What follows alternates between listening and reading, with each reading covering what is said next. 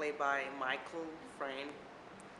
He took the idea of noises off, let's say, from his own idea. So he wrote this play called Chinaman, and he went to see the show, and he's watching the show from backstage, and he just realized, he just find out that what was going on backstage was funnier than the play he wrote.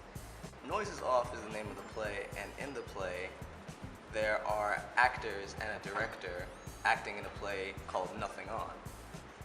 So it's kind of hard to grasp the concept because it sounds really weird and it sounds like it can get your mind all twisted and things like that. But that's pretty much the best way to describe it. It's just they're in a play, and the play is constantly being messed up.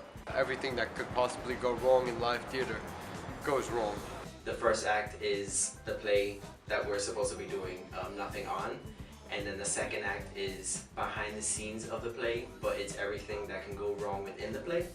And then act 3 is just like we're doing the play again in a different location, but it's just like we're trying to get everybody together, but everything just falls apart in the end. There's some inter-cast relationships going on, so that adds to some tension, especially when people break up. And you see how the actors are frustrated with the director, and you actually get to see how the play deteriorates over their run. You get to see the mistakes that happen backstage, the crazy shenanigans that you normally don't see during a production, and how the actors have to play off the mistakes and try to make it not so obvious to the audience, and how things just derail into chaos. The way we're doing it is a little different from the original play because we're demographically moving it to America. So now it's not a British farce anymore, it's an American farce. Some things definitely show the European side of the play. For example, sardines. Not a lot of Americans eat sardines, more English people eat sardines. You see the director and the stage manager is kind of working with the actors in the play. Working on this play within the play. And all the funny, dysfunctional things that go on. And we mess up a lot.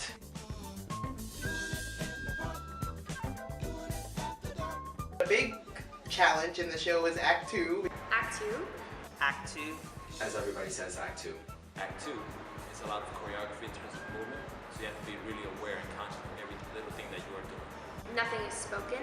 Well, for most of the act, nothing is spoken. It's all just physical craziness going on. Act 2 is unique in that the set is turned at a 180-degree angle, meaning that people are still on stage. It's a performance. People are still on stage, but there are also things going backstage at the same time. I think the biggest challenge in the play so far is walking up the steps.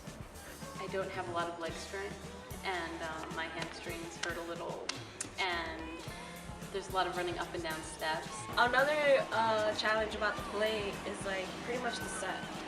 And rehearsing on the set, there's a lot of doors and stairs and props. Also working with the director's expectations, the cast expectations. You always want to push yourself to go further and do better than you've ever done before. So that's always a challenge, and the pressure you put on yourself.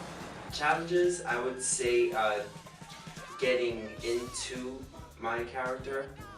Being that Tim is like very, very sassy and like out there. As for me, like even though I'm gay, I'm not out there as much as Tim would be. I have to think about, is Brooke a good actress? You know, does she listen on stage? Is she flexible when things mess up? So that's definitely difficult.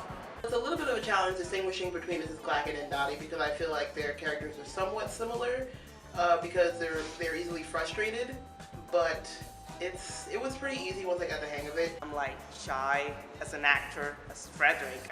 This is like a shy person, you don't want violence. How do you make it appear to the audience that, okay, now she's this character, now she's that character? But I guess we all learned to work with that, and now it's become a lot easier because there's certain little things that we've been directed to do to show that we're getting in character and out of character. Playing the character inside the character isn't really so difficult because, you know, I can move normally. I can have like the mindset of a burglar, which is, in my opinion, easier than having the mindset and the whole challenge of playing an older character, because you have to learn how to walk like an old person, how to think like an old person, and not only how to think like an old person, but an old alcoholic. It actually is very challenging because you have to be aware of all the things that you do yourself as an actor. Like what you do backstage before you go on. Do you say your lines? Do you try to run lines? Do you focus? What minor tweaks you might do? If a mistake happens on stage, what would you naturally do?